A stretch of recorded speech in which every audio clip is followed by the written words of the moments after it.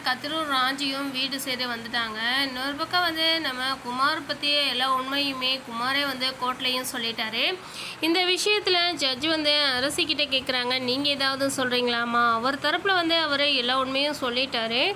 நான் தான் பன்னெண்டு உண்மையும் ஒத்துக்கிட்டாருன்ற மாதிரி சொல்கிறாங்க. இப்போது அரசி உண்மையை ஒத்துக்கணும் இந்த குமார் பையன் அப்படிங்கிறதான் என்னுடைய நோக்கம். அவனுக்கு தண்டனை வாங்கி கொடுக்கறது என்னுடைய நோக்கமே இல்லைன்னு சொல்கிறாங்க.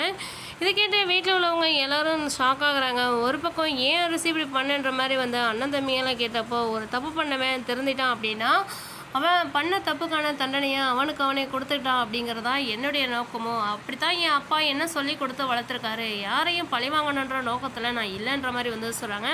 இதெல்லாம் கேட்குற நம்ம பாண்டியன் நான் என் பொண்ணை நல்லா தான் வளர்த்துருக்கேன், என் பொண்ணு பக்குவமாக தான் இருக்கான்னு ரொம்ப சந்தோஷப்படுறாங்க.